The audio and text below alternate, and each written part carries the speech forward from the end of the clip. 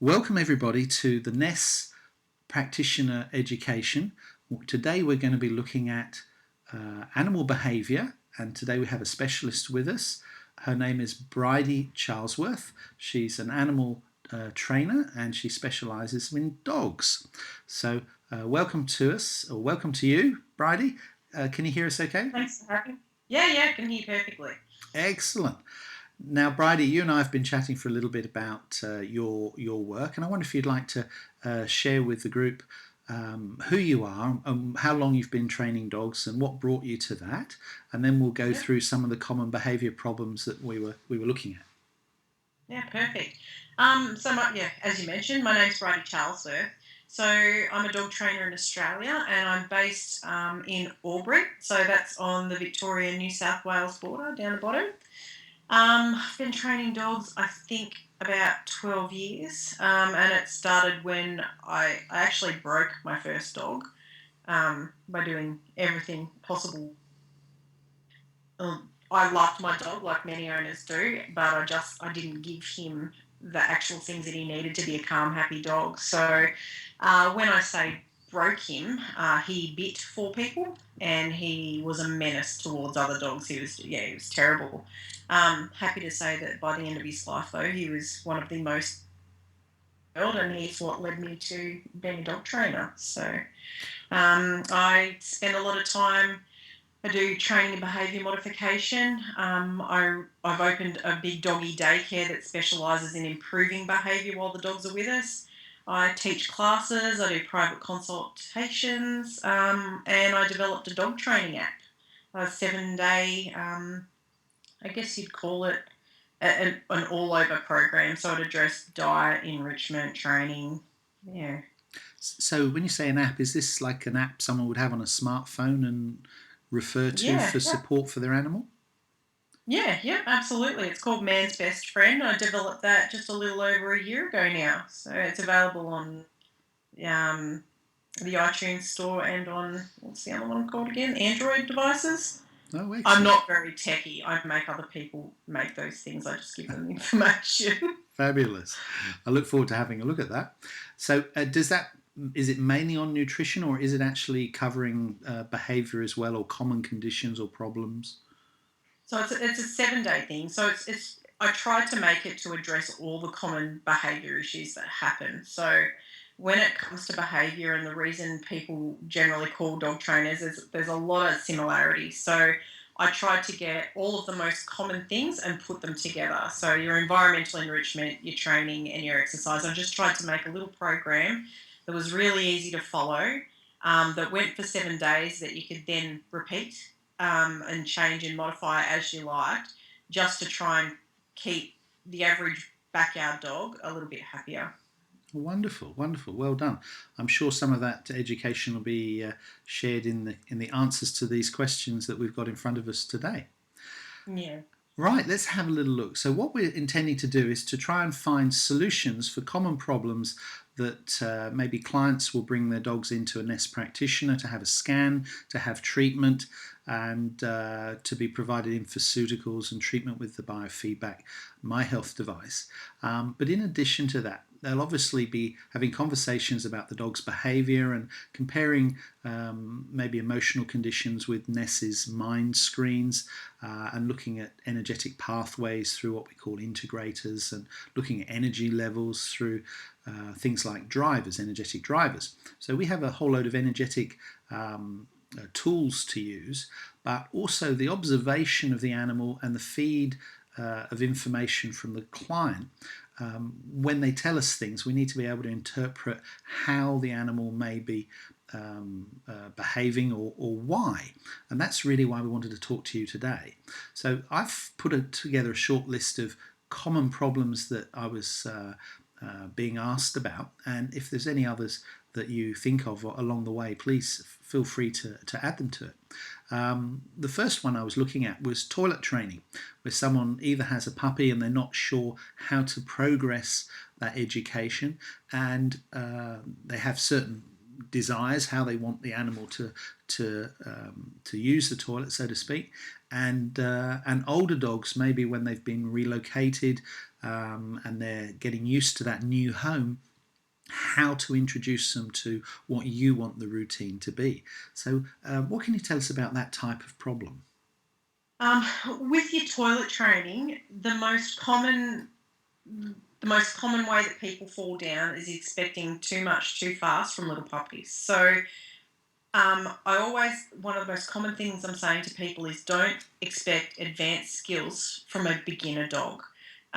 So if you get a brand new little puppy and you're going along quite well and the pup has accidents, it's generally because, well, for starters, you've given them too much freedom inside the house.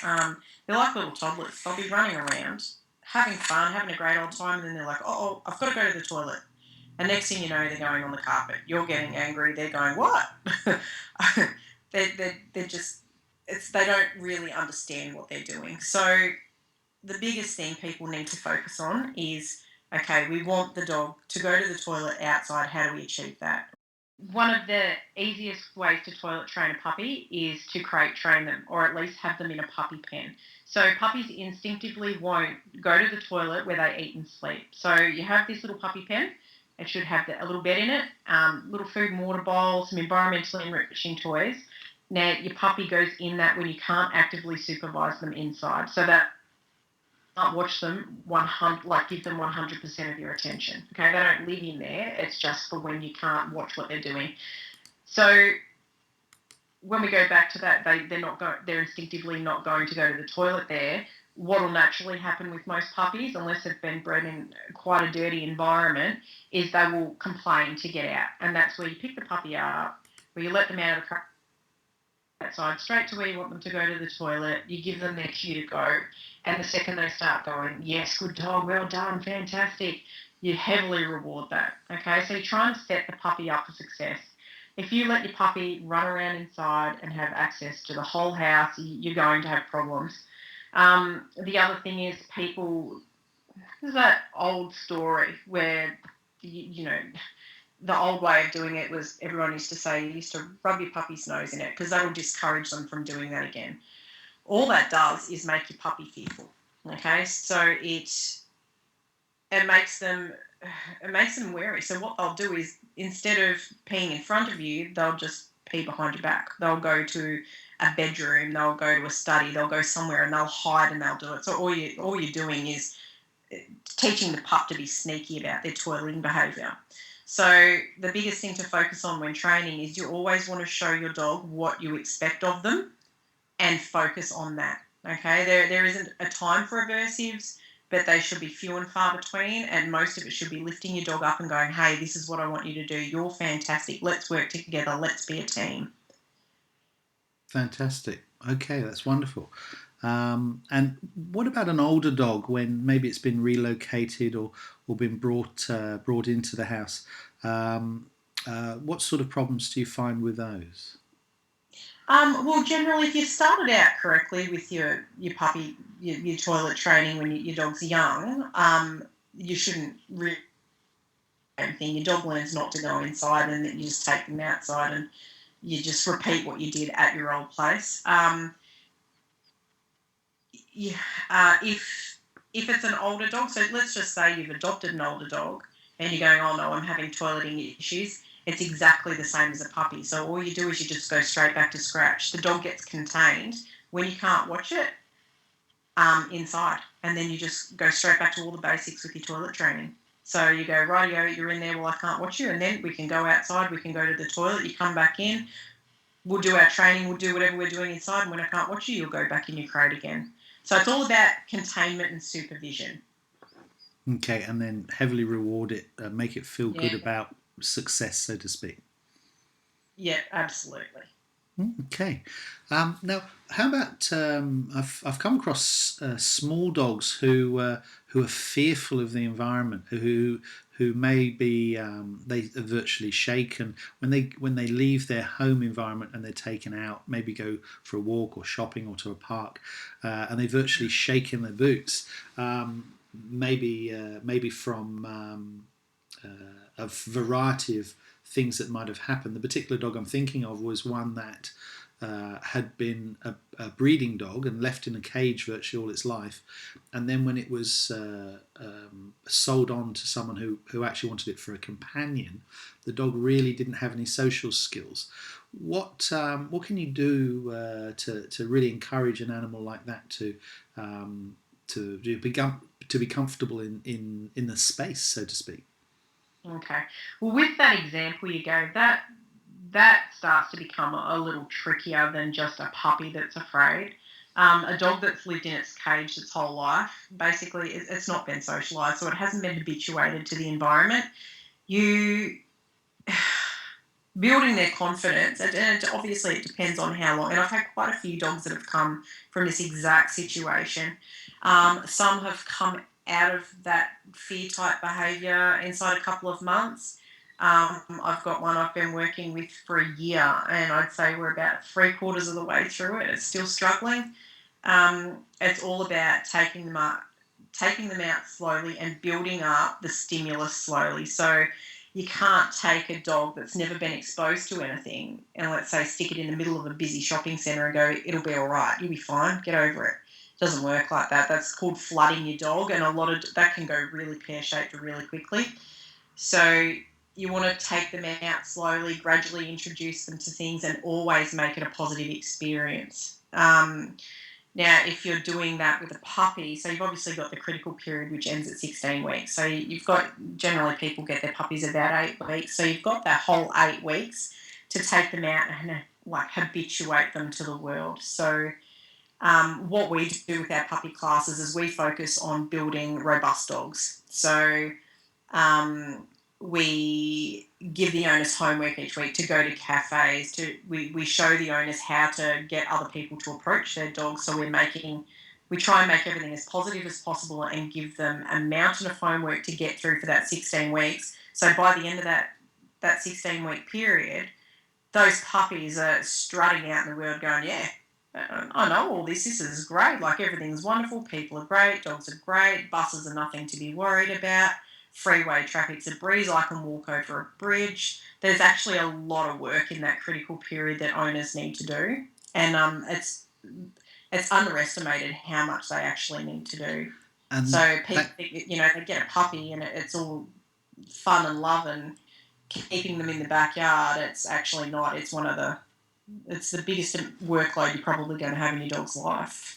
what is that critical period where they're conditioned to accept all that? So what we have is we have the neonatal period, that's birth to 12 days. The transition period, that's the 13 days to 20 days.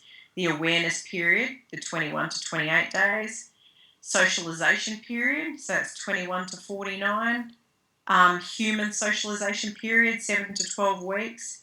Then they have fear impact periods, 8 to 11 weeks. So what's a fear impact period? So that is where, in the fear impact period, that is where if any traumatic or frightening experience, that'll have a bit more of a lasting impact. So I just think they're a bit more psychologically vulnerable at that age. So it's shaping their long-term personality. Yeah. Okay, cool. Yeah. All right. Well, the next thing we were looking at was things like jumping. I know some large dogs that really are very friendly, and they want to be almost eye to eye with their owners and family, and they have a habit of virtually jumping up at every opportunity and putting their paws on animals. On the humans. What if you're trying to curb that type of behaviour or prevent them from doing that with maybe visitors?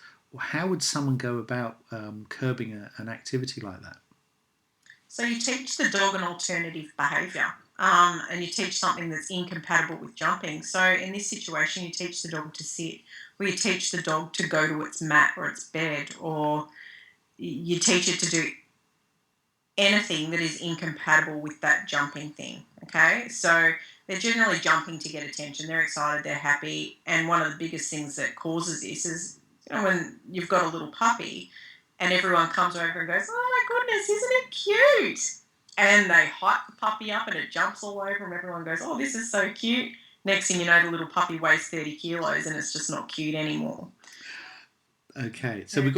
we've got the jumping where we teach them another positive action. So the dog Hmm. gets to behave in a manner that prevents it from jumping. Yeah. Um, I actually taught my dog a silent command.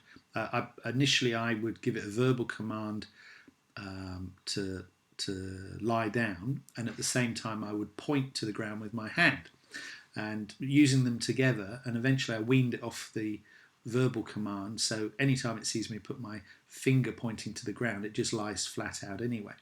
Um, Yeah. so that was useful. So when you're in the middle of a conversation with someone who's visiting, and he approaches, instead of him standing up on his legs and giving them a big hug, if I put my finger to the ground, he goes straight down and sits down, and that Yeah. prevents See that that? problem. Perfect. Yeah. Exactly. Mm. And the other thing I think it's training your visitors. So the it's teaching your visit. I actually have a sign on the front of my door that says, "Don't talk to the dogs, don't look at the dogs, don't touch the dogs." So not until I say so. So everyone knows that they have to come into my home, and the dogs don't exist. They're ghosts. So it prevents the dogs from being overly stimulated when everyone arrives, because it's a natural behaviour in people to get excited when they see dogs, and unfortunately they end up undoing all of your good work. So Mm. Yeah, look, I can mm, see that. Behaviours like licking, dogs that like to lick everything, and if somebody's trying to curb that behaviour, would that be a similar thing where you give them a command of an alternative nature so that they disengage from that licking process? you can, yeah. It also depends on why the licking's occurring. So um, are you talking about the dog licking people, Yeah, or licking arms and legs of people yeah, who for are an coming in. attention thing? Yeah. See, that can be a little bit anxiety based sometimes, I've found as well. So I personally like to send the dog away. So, right, you need to hop on your mat now, you're being irritating, that behaviour's not okay, we don't like it here. Hmm. Yeah, and then the dog is obviously rewarded for going to its bed. Okay. Are there any reasons why in nature the animal might naturally, lick the other members of the pack or something of that nature? Is that part of a comforting event? Well, the reason I ask is a lot of behaviours from animals are because, as part of a pack, they would actually maybe take a certain role and preen each other, or it's like the sleeping, for example. A pack, they want to sleep in a den. They want to be wrapped up with each other.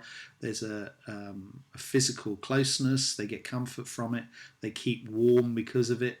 If anything happens in the pack, they're aware of it, and they can smell all their members of the pack, so to speak. So they get lots of reassurance by being that close when they sleep. Obviously, as humans, we actually choose not to sleep with our animals very often, which means the poor things have to break that innate, should we say, safety net, and try and be safe on their own in their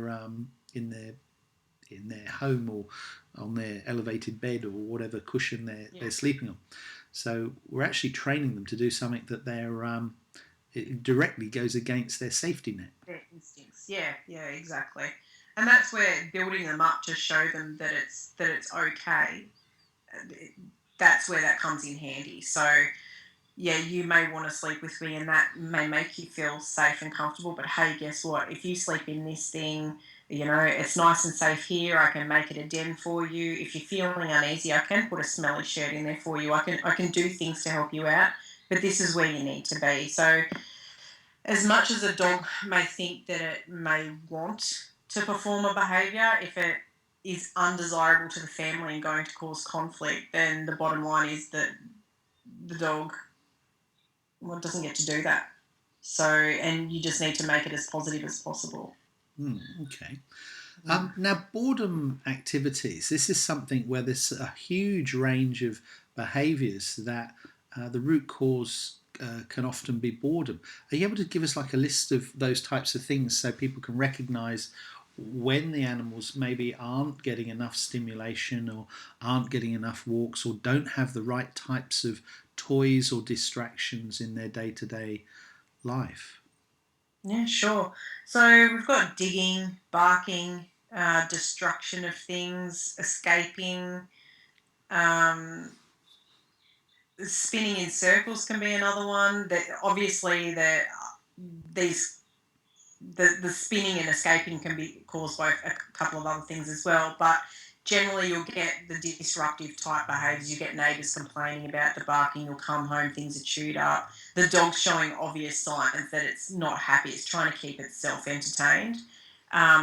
So it's really, really important every day. I tell people, don't have an unemployed dog in your backyard.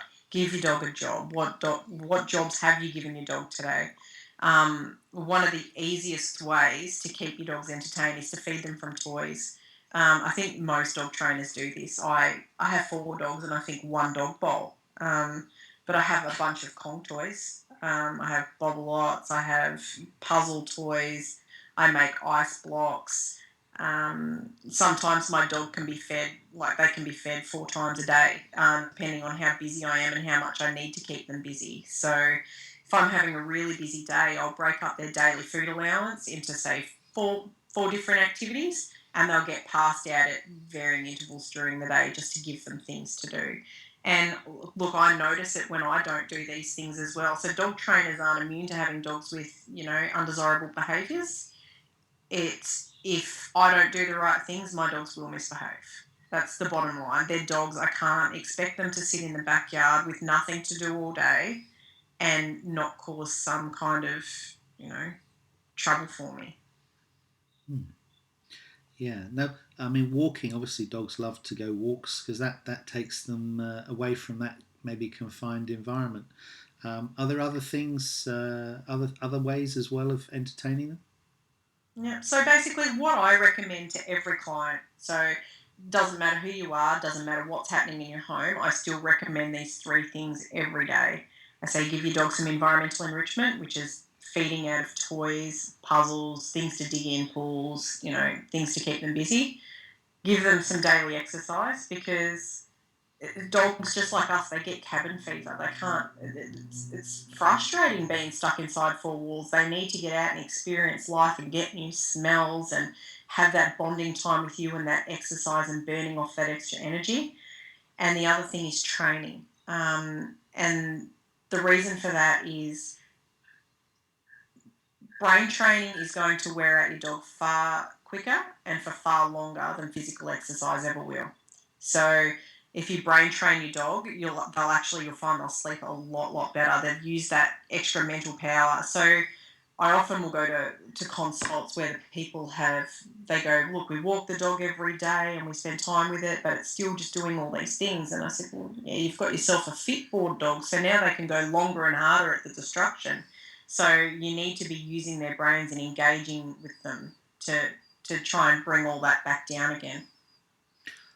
Oh, please share with us. How do we engage the brain, to exercise the dog? Are we talking about like exercising it to train it um, for tricks or something, or what are you Yeah. referring to when you're talking about its brain? Right. So that's teaching your dog new skills, and that can be anything. That can be scent detection, that can be tricks, that can just be formal obedience. It can be anything that you both like as a team. So with me, I like teaching my dogs tricks. So they really enjoy it. I really enjoy it. It's fun little activities. It makes them think. My dogs have a range of skills under their belt, all relatively useless in the big wide world, but the dogs have enjoyed learning all these things, and as a result, while they're learning that, we're building our bond. They're draining all their excess mental energy. They're sleeping. They're happy, and I'm happy. So it just keeps a calm, content household, and that happens every day. So even if I only have 5 minutes, that 5 minutes will be okay. Come on, let's go and try and learn something new. What are we going to learn today? YouTube's a great source for things like that. Just putting in dog tricks and then picking something out that you see someone teaching and going, okay, we'll give that one a go. Let's see how we go with that. Excellent. I guess these tricks and skills are incrementally built. They learn it bit by bit and get rewarded as they get closer to achieving things. Yeah, absolutely. You can teach them tricks that you can pretty much learn on the spot, and they can be validated for immediately. So things like touching their nose to your hand is quite an easy trick. Just using food, you pop your hand out, ask them to touch. The dog's instinctively going to get its nose to touch your hand because it thinks there's food there. You pull that hand away at the same time, you mark and reward with the other one. Well Okay. done, good dog. And that's a pretty instant. So I like to try and teach clients tricks where they can see the result immediately, because that helps keep them motivated. And the more you motivate the owners to learn new things, and the more that they're going to put into their dog. So the owners are the majority of the equation. Yeah, keeping them active in engaging their animals. Absolutely, I can Yeah, see yeah, that. absolutely. So it's trying to get them to understand, look, this is a living, breathing, sentient being you've got in your yard that's really quite frustrated, really quite bored. You need to be putting more effort in. So what can we do? What can you do as a team so you're both happy? It's because at the moment the dog's doing this and you're getting frustrated, yelling at the dog's still repeating the behaviour. It's Groundhog Day. So let's change it up. How can we motivate this dog? How can we motivate this owner? How can we get you getting there as a team and just thinking each other is wonderful? And now, what are common problems that are often caused by the owners themselves? Unwittingly, behaviour problems that once they start, they have to have advice to change again. From your history, what sort of things have come in that you had to sort of decode what had happened for the animal and the owner? Um, well, I guess aggression would be one of them. Owners can inadvertently reward that behaviour. The digging, the barking, the chewing, the toilet training.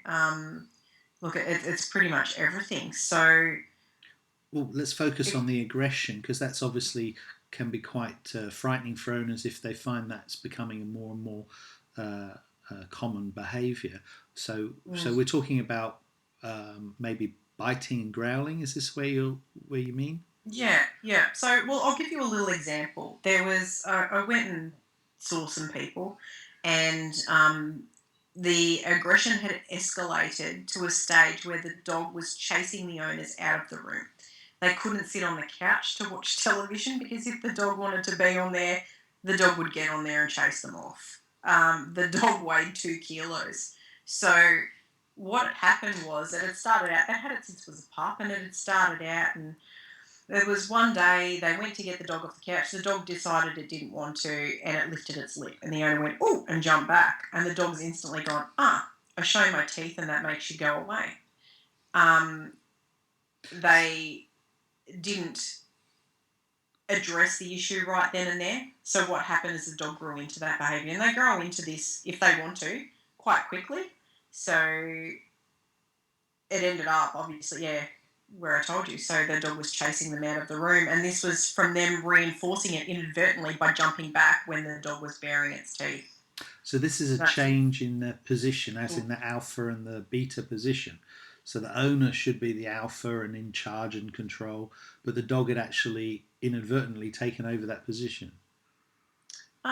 yeah, I'm not a massive fan of those terms, only because they can often be misconstrued, and we've got a lot of well, with this day and age, with so much technology and things flying around, that there's a lot of misinformation flying around about being alpha to your dog. So that's the people promoting grabbing your dog and alpha rolling it on the ground and going, "Well, I'm the boss, and you will submit to me." And it's one of the most dangerous things you can do. I don't like. So that's why I tend to avoid those terms. Um, I like to think of it as teamwork, but the owner definitely needs to lay out the ground rules. Okay, this is how I want you to behave. This is what I want you to do. Please don't step outside of that, or there will be consequences for that. They will be immediate. So it'll all be in context. It'll be easy for the dog to understand where it went wrong and why not to repeat that behaviour. So you need to make it crystal clear. So this is all the behaviour I want from you. And if you step outside of it, this will be the consequence for it. Don't do it. Most dogs will automatically swing straight back to, okay, well, I want to be a pack member. I want to, it's in my best interest to get along with everyone, and I want to feel all the good, happy feelings. Okay. So you're talking about increasing the good behaviours and just decreasing the bad ones. Okay, so in that case, it would then try to be part of the pack and cooperate with everybody, and Mm-hmm. not try and take a dominant state over everything. Yeah. Yeah. Okay, all right then. Which would technically be a beta position, wouldn't it? Because it not Yeah. It would. only one can be creating the command, so to speak, and the Yeah. others have to be following it. And there's a level of safety in that and a comfort Yeah. in, Absolutely. It's knowing like there's raising. direction. Yeah, yeah. So if you're raising your dog and go, here are the boundaries, okay? Here are the boundaries. Here's what we're working. You get a good, stable, happy dog.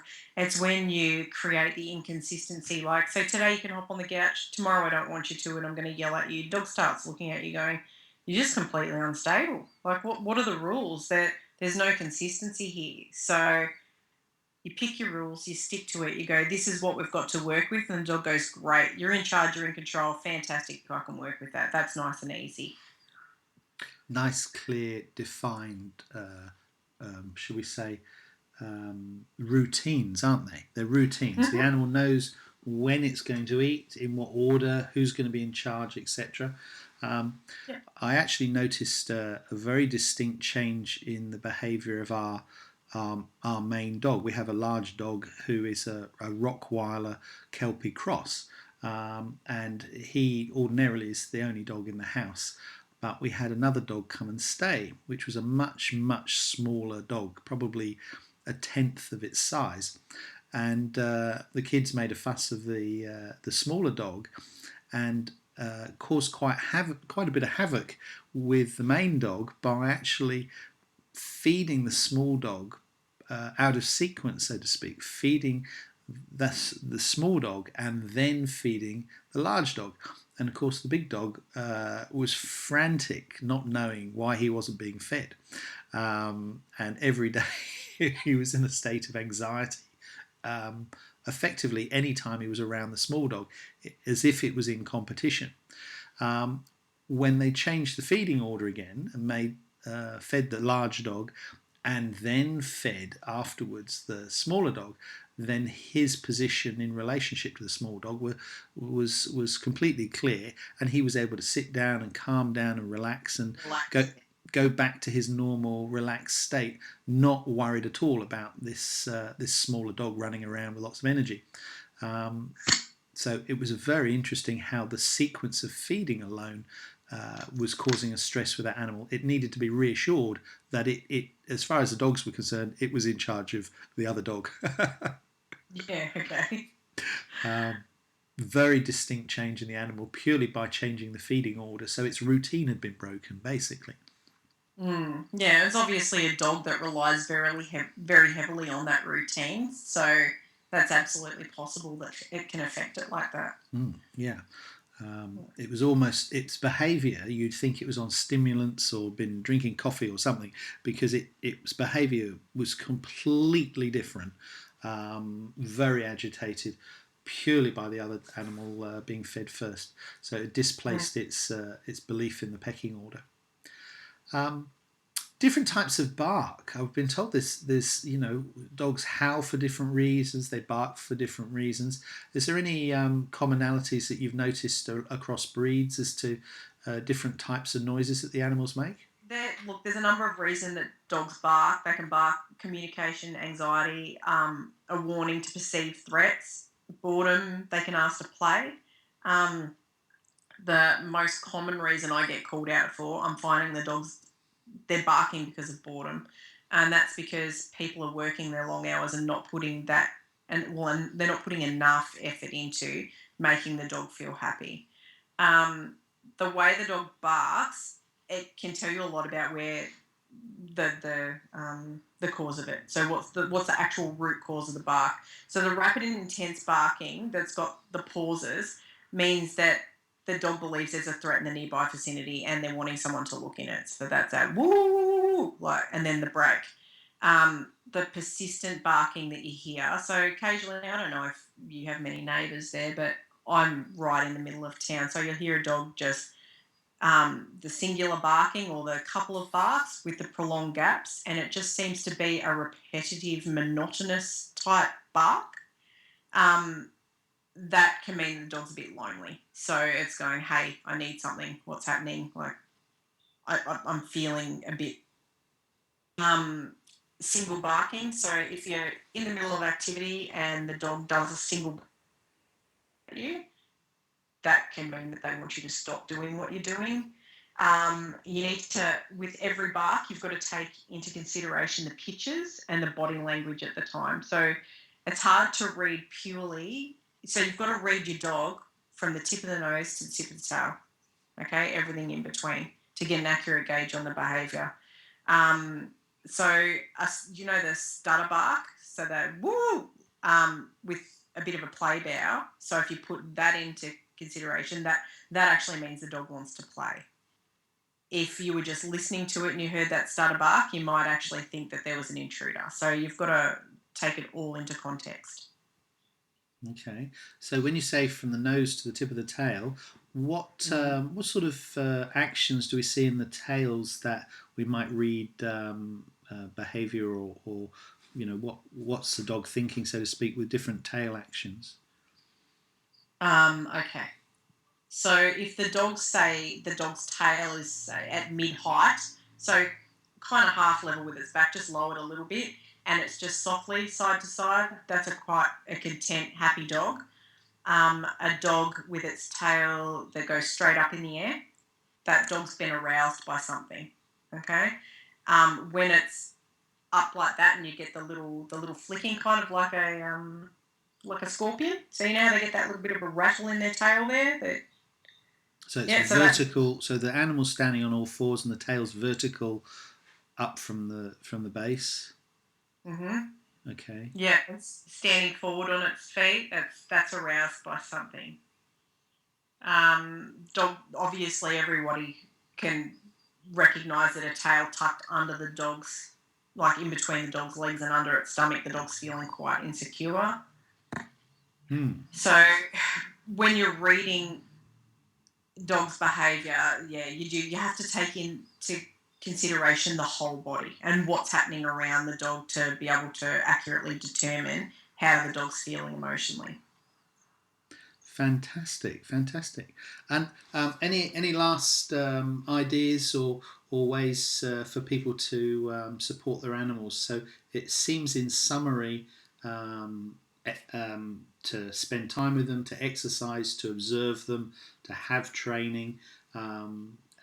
What else would you add to that list? Invest in your dog. So these days, people invest in leads, beds, fancy little handbags to carry the dogs around. Invest in their emotional health. So, you know, invest in the good environmental enrichment toys that are going to last and give your dog activities to do. Invest your time. It's just like children. You know, time creates memories. It's not artificial products. Do you know what I mean? It's give them that time, take the time to understand and take the time to learn how dogs tick and what you can do to make your dog happy. If if you're trying all of the above, so everything we've discussed, if you're doing the environmental enrichment, if you're doing the training, if you're doing the exercise and it's falling down, there's things going wrong, your dog's still not happy, then it's time to talk to a trainer. So find a trainer that you're going to agree with their methods. You feel comfortable with them, and go, help me, just help me with my dog. Let's get our relationship back on track. Fantastic. Thank you very much indeed for your time today, Brydie. The practitioners, I'm sure, will have lots of questions which we'll be able to look at and see if you're willing to answer some of those. We'll make a summary of them for you. That's wonderful help. Thank you. Our NES practitioners will be using both the My Health and the infoceuticals and the scans as well to support some of those conditions. and help relax the animals. But the understanding behaviour is really going to put them in a better position to support the owners with observing what's happening and help decode some of that information. So thank you very much indeed. That's okay, very welcome. Now, as NES practitioners, as energetic practitioners, we recognise the energy from the heart and the body field, etc.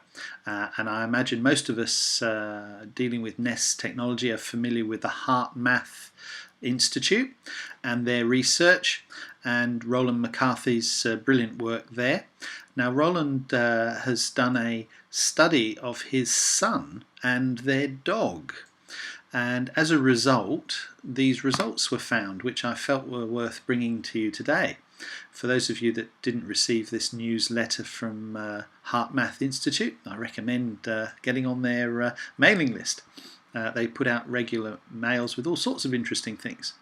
As you can see on this screen here, the blue section, the upper trace is the heart of the dog, and the lower trace is the heart of the boy. And as you can see, the divided sections where the boy enters the room, the dog and the boy are in the room together. They do not touch. That was an interesting point that they noted. They just happen to be in the presence of each other. The hearts become coherent during that period. And the boy's in there for about 3 minutes or so, 1, 2, 3, about 3 minutes or so. So almost instantly the hearts become coherent. And then when the boy leaves the room, the two hearts change function again. So they're no longer coherent to each other. So I felt that was a very useful diagram and ties in directly with what we're talking about today, where sometimes the behaviour of an animal may be directly related to its owner or the environment it's in. And in our case, we're looking at the hearts coming together. Now the next slide, as you can see, is the projection of the human body field as perceived from the heart position. And as we can see, the two fields interact. So two people are communicating not just on what they see and hear and touch, but actually those fields are interacting. And that's where our body field can be distorted or have an influence from the outside. Now, just a word around dog handling. Now, there's a whole variety of things that can occur with dogs. They have teeth, they have claws, etc. And it is recommended that if a dog is unknown to you, or if the client is specifically telling you that the dog has aggression issues that may come up, then it is worth having the dog muzzled. And this is somewhere where the practitioner should really have the owner muzzle the animal and not try to muzzle the animal themselves. This is the most likely point at which a practitioner is going to get bitten. So if there is any risk to you at all, please make sure you're aware of it by talking to the owner, particularly when you're unfamiliar with the animal. The other component is making things easy for the animal, letting him smell you or she smell you, and making them feel comfortable. And remember, your heart field and the dog's heart field are trying to become coherent. So if you have anxiety or you're preoccupied with something else, you really aren't sending the right signal to the animal. If you can relax and have a very pleasant sense of the event, then the animal will respond and not sense any threat. The other is not finding yourself staring at an animal. Try not to maintain eye contact with them, and don't go to the floor to be at their level. That can also become a stressful thing for a dog. So don't maintain eye contact, prolonged eye contact, and try and be calm and relaxed. These things are definitely going to support your interaction with the dog.